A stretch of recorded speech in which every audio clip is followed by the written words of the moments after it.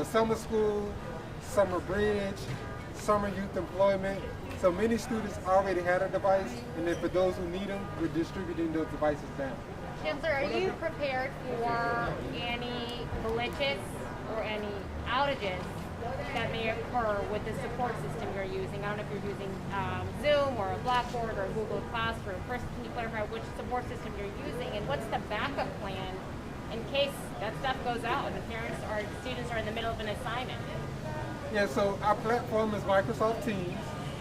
We selected Microsoft Teams because of their security capability. But we've been in regular conversation with Microsoft on a daily basis to ensure that their systems are highly functional. If we have technology issues that are long-term, we still have the capability of distributing learning packets similar to what we did in the spring. One of the most common concerns that I heard from students last year is that some of the devices issued by the school district were slow or like they broke and they didn't know who to test or anything. How did that happen? Has the school willing to just inventory on whether all of the devices are working properly and So obviously our newer devices, we don't have worry there, but we did re-image some of our older devices and ensure that the software updates were appropriate and ready for functional use. And we believe that they're highly functioning at this point. But we have a hotline and a tech support center for families, so if there's ever any tech issues, families can call in and let us know, and we'll respond as soon as possible. You went over the types of schedules or like the way that the classes are set up, but could you go more into how it allows flexibility for students with unusual schedules or who have obligations? Yeah, so one unique feature to this campus is this campus houses both Roosevelt State and Roosevelt High School. So Roosevelt State is a model where students can take classes in the evenings and a modified schedule. However, many of our high schools are offering the ability for students to take twilight courses, and these are courses after the traditional school day. And then our schedule also includes flexible time throughout the day, Monday, Tuesday, and Thursday and Friday. And then there's a huge block of flexible time on Wednesdays. For Wednesday here at Roosevelt, for example, from 12 to 4, our office hours, small group time, and individual time for students. And then there's some time for planning for teachers in the morning. And each school has developed their schedule based on our guiding principles, and it reflects the needs of their various student populations. Any other questions? Is that $17 million all money that was included in the budget after the pandemic, or was that already? No, so that $17 million is a blend of local funding, thanks to the mayor's leadership and support from the council.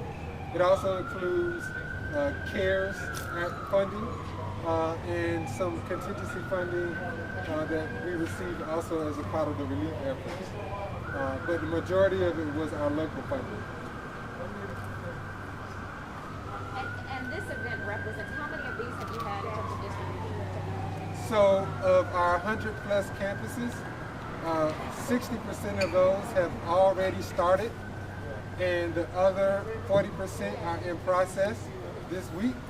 And like I said earlier, it will be throughout the day, the evenings, and weekends up until Monday, August 31st. As you can see, schools have done a great job of getting the word out to families so they know to come to the school, what time, and how to pick up a device. And it's also important to note that students are also getting their schedules here. So it's an opportunity to talk to their counselors, staff, and get some face-to-face interaction with the school administration before the start of the school year. As Chancellor, what is your greatest concern heading into this new school year? Well, top of mind for me is ensuring that all families have what they need, which is why we work around the clock to ensure that we have enough technology and we have internet access for families who need it. And then secondly, ensure that our teachers are prepared. We spent a lot of time over the summer preparing for this school year.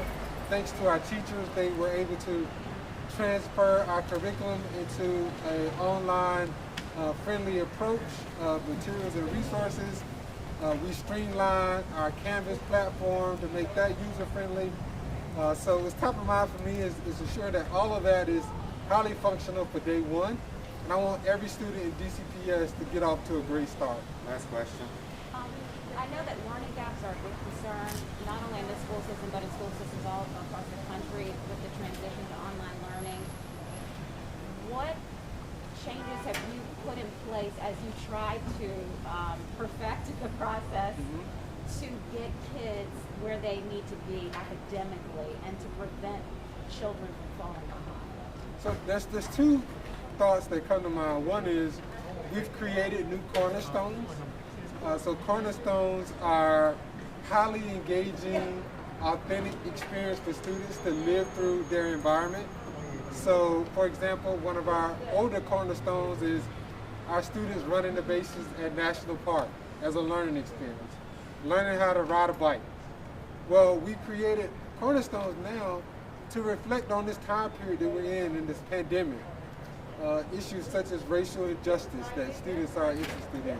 And so we believe that this is a tremendous opportunity for our families.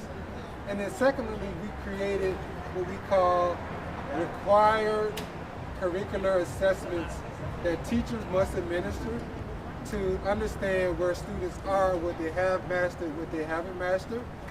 And what's unique about this school year is we're introducing a lot of new content. So in the spring, we did a lot of review, but now students will be introduced new content and expected to learn that new content.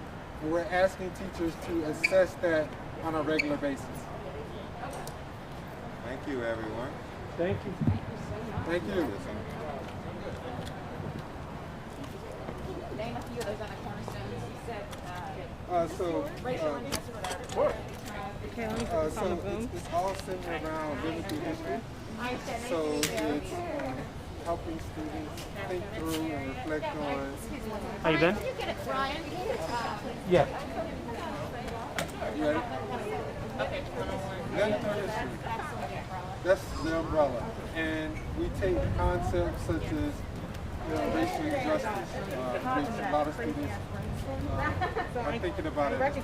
We also take students through activities to engage this pandemic and what we can learn from the science of it and the economics of it. So the idea is to take all of these things that are happening in our nation right now that are very traumatic and converting it into a learning experience for our students. We also think it's somewhat therapeutic